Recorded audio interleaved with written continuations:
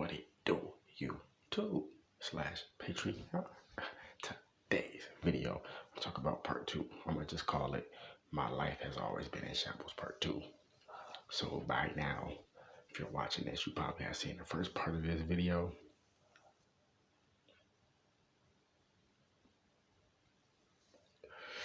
I had read out of space, sorry about that. So like I was saying, so I had re-uploaded this video. This was 2017. I had re-uploaded this video, and it was just me and my mom's boyfriend in the house at the time and shit like that. He was playing 2K, whatever. I was just in the room. And, I had re-uploaded this video I had did some years ago, or whatever, at the time. So I guess this motherfucker stalking my channel or some shit like that. So I guess this motherfucker got a notification or something that I uploaded, and I heard this motherfucker mumble. This motherfucker got that key now. So I just lost it at that point. Like, I'm tired of holding this shit in. I said, what you want to do? Grab the big ass butcher knife. Give. This motherfucker took the squad up. I said, I was for to kill this nigga. Then as soon as I was finna launch at him, like always, my sister and her boyfriend walk in and shit, break it up, whatever the case may be. So then, this motherfucker go get his gun, start loading it up. I'll kill you right now. Send me to hell, then. He ain't do it, so I packed up my shit. I just left. I said I'd rather be homeless than live in these conditions. I'm not finna live here with no motherfucking satanic idiot. That's a jealous piece of shit. They used to lock me in the closet and drink my urine and shit like that to drink my energy. If you think I'm lying, you can get the fuck off my page. This is real shit. This is real shit. That's why I'm talking about this shit. The shit I had to go through to get to this point. Real shit. And this the, oh no, don't talk about it, cover this shit up. No, that's the shit I gotta go through, the psychological trauma I gotta go through. Motherfuckers think I'm crazy. I'm not crazy. Nobody ever took the time to say, hey, let's actually talk to that guy and see what's going on. Nobody wanna do that, because everybody got their own fucking problems. So I ended up packing my shit, leaving and shit. So my godmom had picked me up at the time. She's like, where you wanna go? I'm like, shit, I'll be homeless, send me to the military or something. And she was like, I'm gonna just take you to your grandma's house. I'm like, I ain't trying to go to my grandma's house and shit. We don't see eye to eye and shit. You know what I'm saying? I ain't trying to go over that shit. So she ended up taking me over there, and I ended up staying with my grandma and shit. It was like in April or something like that. Like April, I think, yeah, April. So while I was over there, in my grandma's house and shit, this was Chicago. Yeah, I was still going through my Job Corps paperwork. Like I said, if you ever been to Job Corps, it's a long ass process before you even get considered type shit. So I had to keep going back and forth back to Maryville, Indiana, because that's where the place was at while I was signing up to go to Job Corps and shit. And, just the whole time I was there, just when you getting the fuck out, when you leaving, just nagging and shit like that. And at the time, it was just so fucked up. Like, my uncle, he's like a gay prostitute, right? This was a guy who was actually a good individual who got turned out about one of these Freemasonic sex rituals. I ain't gonna go in detail like all that shit like that. That's a whole different story. But so while I was over there one day, just skipping around. So one day I was over there and shit. I guess my uncle must have hired like a gay escort or some shit. And then he like just came and got me while I was in the living room. He was like, you need to go downstairs in the basement. And I'm like, nigga, why? He was like, cause I got somebody coming over. I just looked at him like, yeah, this nigga gay. So no offense to any homosexuals out there. I'm just telling you a real life story. But you say no offense is taken anyway. That shit funny. But so I went to the basement, had my headphones and that shit. You know what I'm saying? About 45 minutes later, I take my headphones out and I hear motherfuckers moaning and shit, and it was just like, what the fuck? It was just so disgusting, you know. And then that's the shit, like the shit I had to go through, like psychological trauma, like this and shit. And while I was, you know, going through that shit, I had started using promethazine and shit. You know, I started drinking lean, and it was the yellow promethazine. I think that's like, I think it's probably like the third strongest. I'm not too sure. I think it's like the third strongest, or it could be the fourth strongest. You know, because it go like the color determines like the potency and shit. Like you got red, you got green, you got yellow, you got purple, some shit like that. And I had got addicted to promethazine and shit for a while, so I was drinking lean and shit. And I ain't gonna lie, I was feeling good. I was high as hell. But that's not the whole point. I'm not condoning that. If you do have an addiction with lean, try to get help because it is hard to get off that shit, and that shit will fuck your body up. But I had got addicted to promethazine and shit for a while I was like at my grandma's house, whatever. So I was just still going through that and shit. I was still going through my job corps process, and then time, you know, like just time kept passing and shit. And it was just so much time, so like it was just so much drama and shit for no reason because I ain't had nowhere to go. And it's like what the fuck? It's not my fault that shit, my parents ain't do what the fuck they was supposed to do. I told you about this shit. Like, it's a lot of people that's going through the same shit that's scared to speak up. I don't got nothing. There's nothing to look forward to. You see what I'm saying? Some people had good parents that cared about them. I wasn't one of those people. See what I'm saying? And the thing is, when I was at my grandma's house and shit, she would always say we had to go to church. So we would go to church. I forgot exactly what church it was called. It was on 42nd Street. You see what I'm saying? In the city. And go to this church. And it was a church that's live. I forgot what it's called. I think it's a Baptist church too, which is crazy. But you know, like me, I'm not really into the whole church shit. But you know, her house, her rules. You under her house. You know, you gotta go to church every Sunday. All that shit. Me, like I said, I'm spiritual, so I know when the pastor talking, I know what the fuck he's saying. When he say God, Jesus, and all that, I know he's saying the universe, the Most High, the Creator. You know, but in nature, I'm just giving you examples. You know what I'm saying? So his messages, all his messages was resonating with me. You know what I'm saying? In my situation that I was going through. Like, that shit was so fucking crazy, man. Like, it was just so crazy. So then, I had decided I wanted to get baptized. And you can go look this up on my Instagram, or you can go back, trigger all this shit. You know what I'm saying? You can go look on my Instagram. I got a video of me getting baptized on Instagram. So I got baptized not because of like, I'm into like the whole Christianity shit. It's not like that. It's just the spiritual reason why I got baptized.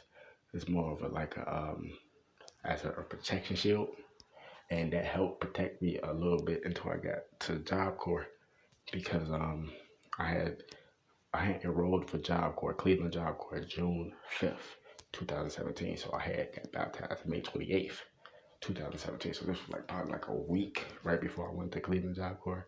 So the hate picked up even more. Like the demons was just jumping. And my uncle and my grandma and shit like that. They, when you leave it, you know, just crazy. It's just like, damn, I didn't know my presence fuck with you that much. Maybe if you did the right thing and raised motherfucker be doing right. You ain't doing right because you fucked up in the head as well. You see what I'm saying? So I end up going to Job, whatever. So the trip was 10 hours. I had left from Indiana Greyhound Station, and I was on my way to Cleveland Greyhound Station. It was a 10-hour bus ride, no money, no food, sitting on that motherfucker bus for 10 hours straight, you know what I'm saying, just listening to music, just wondering, like, damn, this is my first time ever, like, actually leaving, you know what I'm saying? So it was my first time actually really traveling outside of Chicago. It's like Gary, Indiana is like about 35 minutes from the city, so I still kind of consider it like right there, whatever. But yeah, so like Cleveland was the first place I actually really traveled like on my own. So when I went to Cleveland Job Corps and shit, I got lost because my phone had died. And this is how I know like the number 13 in spirituality is so real. People always say, why you always supposed to number 13 and all this. 13 is nature. 13 is the universal frequency, right? It's just the universe. You know, it represents Mother Nature, it represents balance, it represents you, it represents me. We have 13 major joints in our body. It's major facts. You see what I'm saying? It's 13 different dimensions, aka 13 heavens stacked on top of each other right now. You see what I'm saying? The moon go through 13 cycles, 13 Illuminati families, 13 stripes on the flag, 13 fucking colonies, just all this different shit, right? 13 chakras, you know, just all this different stuff. And so my phone had down and I got to Cleveland. I was lost. I didn't know what the fuck I was doing. So I just left out the Greyhound station and just started walking around. Some dude fucking came up to me. He asked me for a shirt. I'm like, what the fuck? So I gave him a shirt and shit. We walking and shit. And then he was like, where you going? I'm like, I'm trying to find my way to Job Corps or whatever. So we just walking around. This nigga picked up a fucking a used bus ticket. You know how you get those bus tickets to get on the bus? And then we actually got on the bus for free. I don't know how that shit worked. So no money, lost in Cleveland. This is my first day in Cleveland. You know what I'm saying? It's like 10, 11 p.m. at night. Lost as fuck. So I'm on the bus, right? I swear to God, I can't make this shit up. I'm on the bus in Cleveland on my way to Job Corps because I'm lost. Phone dead. This dude get on the bus. This nigga had the number 13 on it. Can't make this shit up. So in my mind, I'm like, I noticed the universe sending an angel, aka a messenger, to help me because I'm aware of this shit. When that happened, I asked dude, I said, can I use your phone real quick? Because they had gave me this number to call. Like if you get lost or something like that, emergency number. But like I said, I couldn't call it because my phone had died because I've been charged on the Greyhound. I don't know, I guess I was just too timid to ask somebody like, hey, can I see the charger or some shit? I don't know. Because like I said, I don't know, it was my first time like actually just traveling like that by myself or whatever. So, and then I could have asked somebody at the station, but I really wasn't thinking that because I was just, man, it was just so much shit going on or whatever.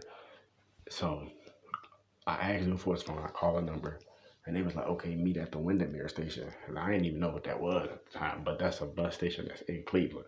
You know what I'm saying? So about like 1 o'clock, 1:30, I get to the bus station.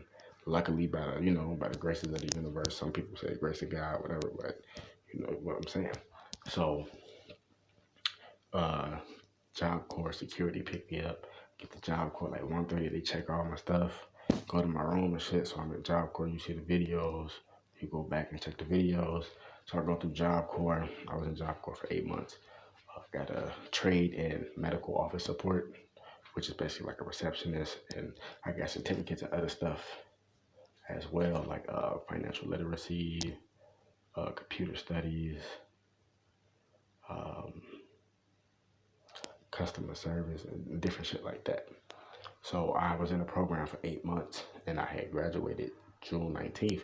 But during the whole time, like I said, people think like, oh, my life is a walk in the park. No, the journey didn't stop there. So when I was in Job Corps, as soon as I was about to graduate, like I said, I graduated January 19th, 2018. But when was it? It was right before we was about to graduate. It was like December 14th and shit. This dude tried to set me up and shit. You know what I'm saying? And we had ended up getting arrested and all that. I made a video on it. I ain't really talk too much about it because at the time I was still in Cleveland or whatever. But this dude had set me and he set this other dude up and shit. We had got arrested. We had went to jail and shit for 4 days.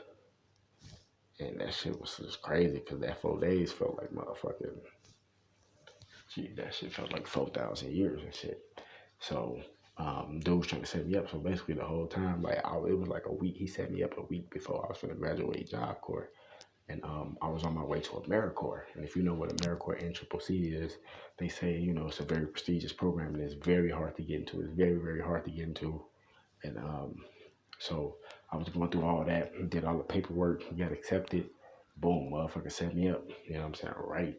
Right before I was finna graduate and shit. My whole future just flashed before my eyes. I'm like, damn, if I lose this shit, I ain't got nothing to go to. So then I'm fighting this fucking case because this nigga was trying to steal this dude Xbox. So I had a motherfucking theft on my record, which, in a government, like a labor force program, a government job, you cannot have that on your record. So motherfuckers trying to set me up agents this whole time, and man, that shit was crazy. I had to go to court like 5, 6 times, pressure on my ass, bro.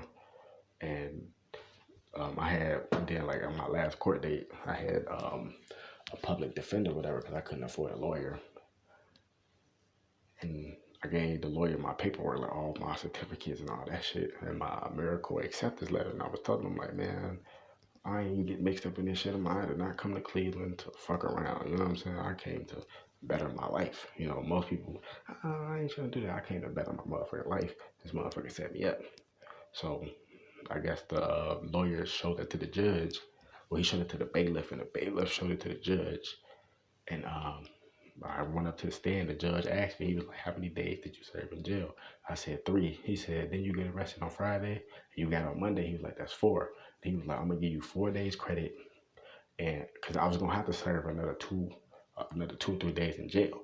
But the judge was like, that's what I knew, like, just the anointing of, like, the Most High, the universe, the anointing of God was with me. So he was like, I'm going to give you 4 days credit, meaning that you served all your time. You don't got to go back to jail. And then he said, but you do have to pay a $300 fine. So my Job Corps completion money, you get money when you complete the program. So I already graduated high school. So if you came in the Job Corps without a high school diploma, you got like an extra $500. But I came with my diploma, so I didn't get the extra $500. So I just got a trade, which was like $500 or something like that. But the government take taxes, so it ended up being like $300.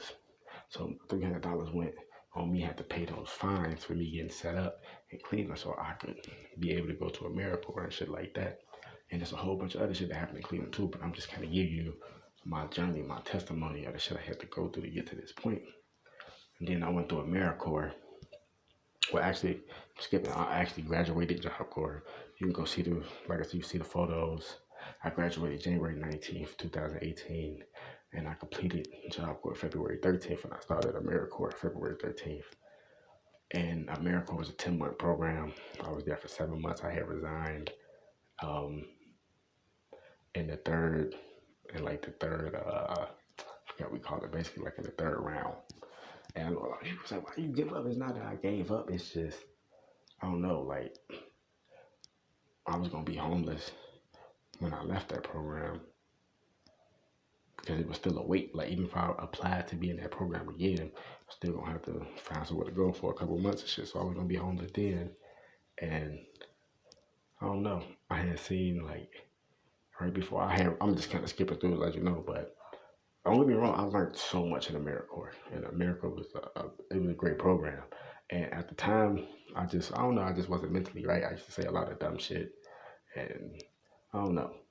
Like, I had a great team, but looking back on it now, I was the problem on the team. It was just psychological issues I was going through, and people didn't understand it because it's not that they actually, like, some people did take the time to get to know me and shit, but it's just, I don't know, it's kind of hard to communicate those very, traumatic type of issues and shit like that.